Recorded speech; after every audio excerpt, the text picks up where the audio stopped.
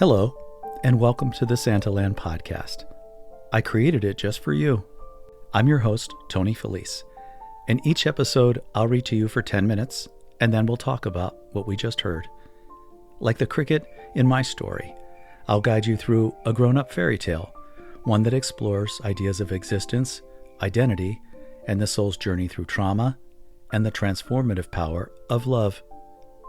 By the end, you'll have heard my whole story, a sneak peek into the creative process of bringing a book to life. Maybe we'll read other books together. But for now, follow the wise cricket and discover the Santaland within yourself, a place of hope, connection, and peace that's already inside of you. This podcast is especially made for those like me who feel a little different and maybe talk about math at weddings or philosophy at funerals. And like me, maybe you have a loving husband, or a wife, or somebody else that loves you. If not, we're here to love you, because you're in good company, my dear friends, here in Santaland. Hello, and welcome back to the Santaland podcast. I'm your host, Tony Felice, and I'm very glad that you're here. I'm sure that you are wondering what is going on after the last chapter, and hopefully we'll be answering that today. We're up to chapter 44, entitled Redemption Ark. "Hello, Tom," I said. We were in the waystation again. He was far removed from the couch where he lay. Hi," he replied. "So, this is it?" "Why do you ask?" I said. I expected more fanfare." "That's because you aren't headed where you think you are. Think about it. Do you remember long ago when we met here for the first time?" "Yeah, it's coming back to me," said Tom. "Please forgive our trespass as we forgive those who trespass against us. Do you know this?" "Yes," he said. "From the prayer." "Yes," I replied. Capital THE prayer. "What do you think that means, Tom?"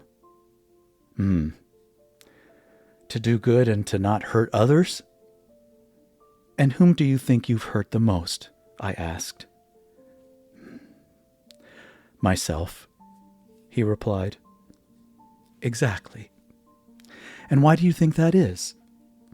I guess because of fear?" "Yes.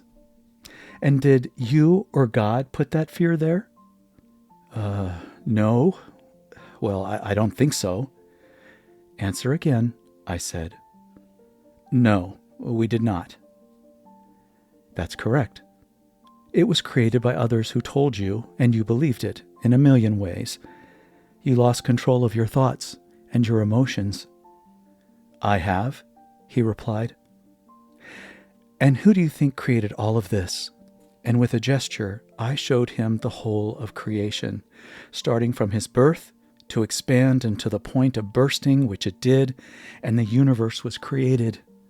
All of creation carries the Creator within it. I understand," said Tom. "So, who were you really hurting?" I asked. "God. Because I was made of the Creator and I am me.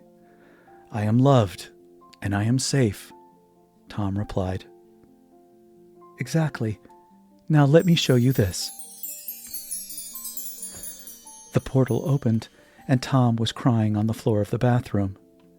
I said, "When this happened, what did you feel when you chose life?"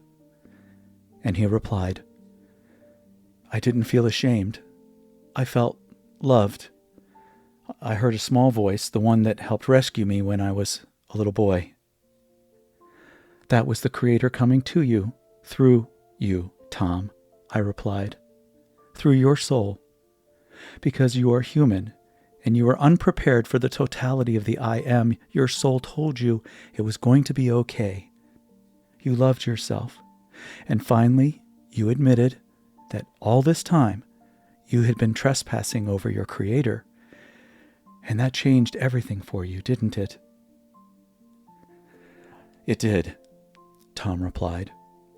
I am no longer the same. I know who I am, and I know what I'm supposed to do. The thing about my job in moments like this, I said, is the reward that comes when a human sees themselves through the eyes of love. In your upside-down world, I continued, love is often revisited backwards, like hindsight. Distance provides you with clarity in your perception of yourself. It is unnecessary, but it is a factor of being human and what happens when the dark side tries to tell you lies. That makes sense, Tom replied.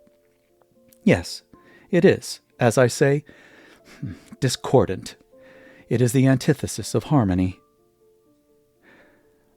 So, because I now have dominion over my thoughts and feelings, Tom replied, I have dominion over myself, and I decided that I love myself and everything else is irrelevant. Yes, I said, that is the key to opening the portal of your greatest desire. Look, see my watch spinning? What do you see? I see snow, and a lot more people, reindeer, and Christmas. It is Santaland, and you have found it, I said. Tom's face broadened in a smile I had not seen before. Hurry, they're coming to bring you back. You have something to do, don't you? I said. Yes, Tom replied. I know my purpose. I know the words. I know their meaning. I know their feeling. I know their harmony. Yes, I said. You will find words are very important in Santaland, and you will find friends there. If you have love and feel safe, that is the definition of love, I think, said Tom. And do you feel safe? I asked. I do, he replied, like never before. Okay. So here we are returning to the waystation. And that's the place where Tom discovered first on a gurney in the ER in the 80s when he arrested and died for a few minutes on the table. And the waystation is here again. And so, as you see, the portal has opened. I thought it was interesting to name this a redemption ark.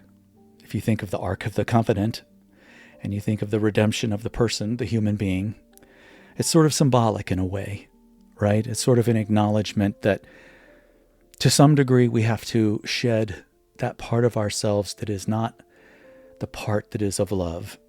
And we have to work hard at that sometimes until it becomes second nature. From a creative perspective, as you can tell, it's a challenge to talk as the cricket and as Tom at the same time. And that's on purpose. I hate to have these spoilers always, but all is revealed in the end. I will tell you that. I apologize for this being a few days late. I have been sick for the last few days, and I hope it doesn't show in my voice too much. But that's pretty much all I want to talk about because we're getting into some really exciting territory here. So I want to keep my conversation with you a little bit to a minimum because there's going to be lots to talk about as we begin the next part of the story. So thank you for sticking around and being part of the Santaland podcast and taking this journey with me and with Tom and with our friend the cricket. God bless. I hope you have a wonderful night, and I'll see you next time. Bye now.